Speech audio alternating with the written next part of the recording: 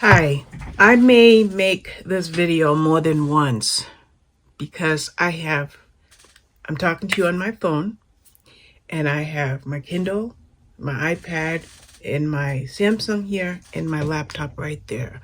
Why do I have all of these resources right in front of me? It's because I am so affected by this book. The first thing I want to say is in the I don't know if it's acknowledged. Yeah, in the acknowledgments of this book, and I'll show you the cover of the book in a few minutes. There's something that I want to read to you. I have to find it. The average abuse victim attempts to leave their abuser 7 times before getting away for good. Many do not leave with their lives. What does that have to do with what I'm about to tell you? Well, the first thing I want to say is the book that we're going to talk about today is by Jiminez, and it is called Part of Your World. Now, I had this as an electronic ARC and even as a print ARC for weeks, but just a few days ago, it came up on NetGalley as an audiobook ARC. So quite naturally, I requested it and I was approved. It doesn't come out to the 19th, so this review won't come out for about a week. But I had to go ahead and read it, and I'm so glad that I did. And the reason that I said this video may have to be done more than once is because I am so filled with emotion right now. I'm very, very filled with emotion. So back to that statement. The average abuse victim attempts to leave 7 times before they successfully leave. Well, in the acknowledgement section of this book, the author gives us the National Domestic Violence Hotline website, the phone number, even if you want to text message it, and other resources like the National Resource Center on Domestic Violence or the National Coalition Against Domestic Violence, Strong Hearts Native Helpline, Love is Respect, and all of these come with websites and phone numbers. That's how serious this book was. In fact, I thought simply because of the cover, Part of Your World, which I'm going to put the cover up right now, I thought it would be a romantic comedy, but it was anything but a romantic comedy. And I will read a book in any format that I can make time in my schedule to read. Print, electronic, text-to-speech, audiobook, I will read. But this was meant to be for me to get this as an audiobook because we have 2 narrators, and I don't even have to look up their names. The narrators were Julia Whelan and Zachary Weber. And I have listened to books that they have narrated before, so I was comfortable with their intonations and the way that they spoke and how they handled the scenes and the emotions behind the scenes. Excellent, excellent narrators. But what about the story itself? I don't even think it's necessary to read the summary like I do sometimes in my reviews. But in this particular story, it starts off with Alexis Montgomery. She's coming from a funeral and she has car problems and she runs into someone and his name is Daniel Grant. And he assists her and then she ends up at a bar, like just to take a breather before she gets on the road to go home. Well, Daniel's buddies are ribbing him and saying, I bet you can't get that girl to leave with you. And they literally make a bet. Meanwhile, Alexis is at the bar and she's saying to the bartender, Liz, who is that guy? And Liz tells her. Well, lo and behold, Daniel comes over and he talks to Alexis and he says, hey, you know what? You're kind of the subject of a bet that was made. And I'm paraphrasing this and it's all in my own words. And he tells her the bet and she's like, okay, I can do that for you. He goes, you will? And she goes, yeah. She says, but you know what? Let's make it more believable. Let's sit down and we'll talk for a few minutes. So he looks at his watch like He's not really sure he has time to sit down even for 5 minutes, but 5 more minutes because he had already been in the bar drinking with his buddies. And so soon she says, wait, do you have a kid or something? And he goes, yeah, I do. Oh, well, how old? 1 week. You have a 1-week-old? Well, wouldn't your girlfriend or wife be upset? I don't have a girlfriend. I don't have a wife. She goes, oh, really? Well, that's quite odd. And you're out here, in this situation. So he shows her a picture and look closer. And I'll see if I can make the cover bigger in the editing process. But the kid is a goat. Yes, he is fostering a baby goat. If that didn't make her fall in love with him, I don't know what would have. But yeah, he's got a baby goat. Now, let's talk about who Daniel is, who Alexis is, and why I started off this video with the quote about domestic violence, and why I told you how the author gave us some domestic violence resources in her acknowledgments. Well, before we get to that, let's talk about Alexis. Alexis came from a long line of Montgomerys who were the foundation of a strong hospital system. 125 years of Montgomerys were always at this particular hospital, generation after generation after generation. The latest generation is Alexis and her twin brother, Derek. He's a plastic surgeon and she's an ER doctor. And their role and their responsibility is to carry on that tradition, to have children and to have their children carry on the medical tradition of the Montgomery dynasty. I'll use the word dynasty. I don't think it appears in the book at all, but it fits. That's who Alexis is. Who's Daniel? Well, Daniel is a carpenter. He's actually mayor of a small town named Wakan, I think it's called. Wakan. I don't know why I'm drawing a blank on the town. But he's the mayor of, did I say the town right? Yeah, Wakan. I did say the town right. Okay. So he's the mayor. He is a carpenter. He cares for animals. Any animals that come across his path, he takes care of. And he's also trying to buy a house. That's who Daniel is. So there's a class distinction that we see. Alexis is up here, Daniel is down there. In class, not as far as how they get along, but just giving you the setup. More than that, Daniel is 10 years younger than Alexis. Another difference, Alexis wears $2,000 dresses and $3,000 heels. And Daniel is seen in torn, dirty t-shirts and jeans and is covered in tattoos. So they couldn't be more different. But what they do have is a spark. A spark. And so they have a one-night stand. At this point, Alexis doesn't really know anything about Daniel. And of course, Daniel doesn't know anything about Alexis. But when she wakes up, she stumbles across something and his wallet falls. And she notices that he's just a 28-year-old guy. Well, she's 37 years old, almost 38.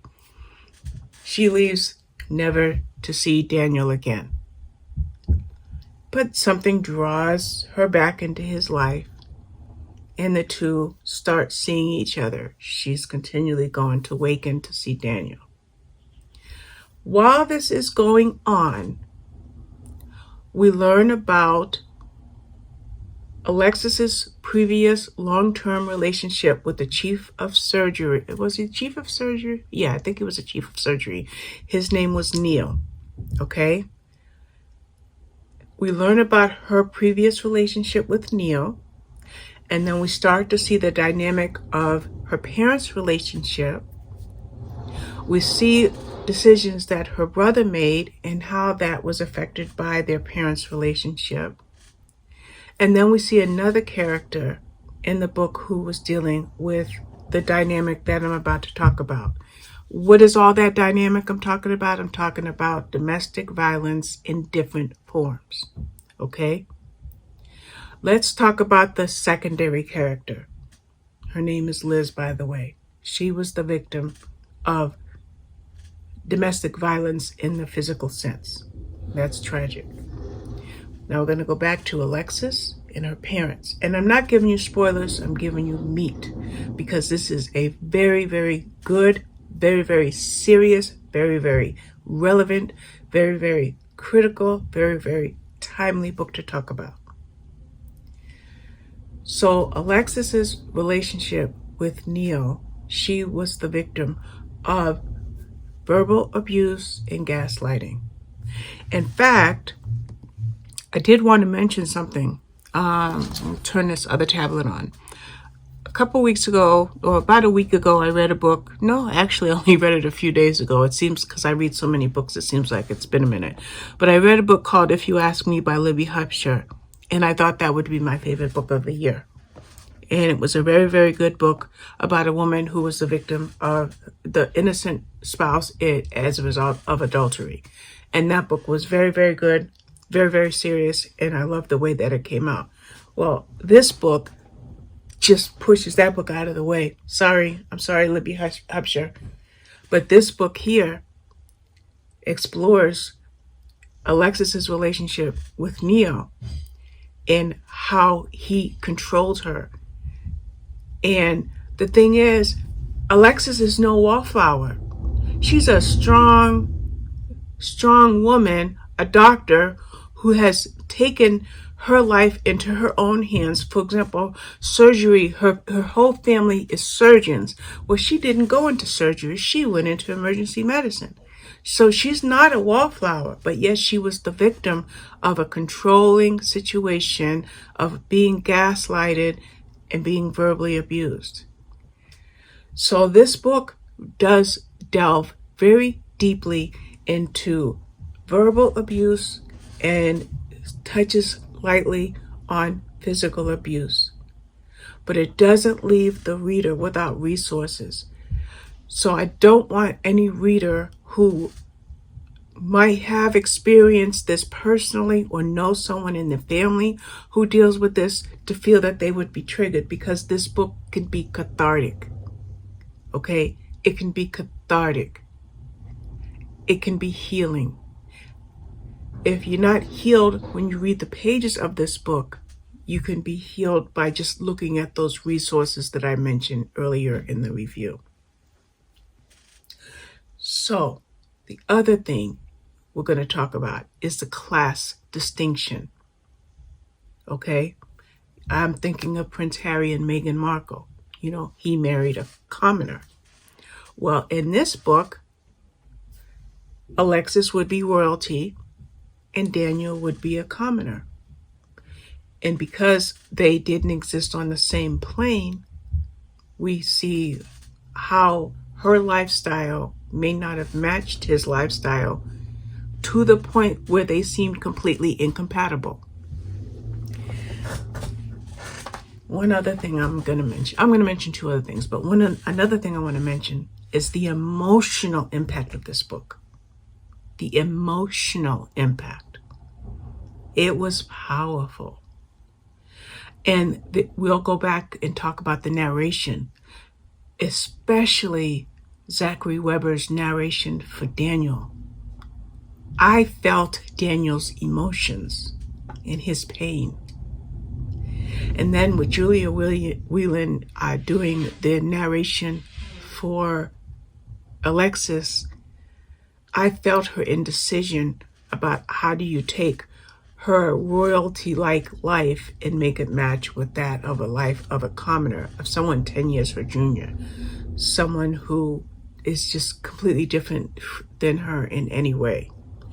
So I know I talked about a lot of things, but believe it or not, I really don't think I gave you any spoilers. I gave you some insight, some deep insight as to the critical nature of this book and the importance of this book. But you need to read this book so that you can absorb those emotions, and then that you can find the healing that Alexis and Daniel found. And you can only hope that any woman that's in a delicate situation, either verbally or physically, that they find a way to get away. Now, not only does this book tell you about these things in the acknowledgments, but there's also a question and answer part of this book. Okay?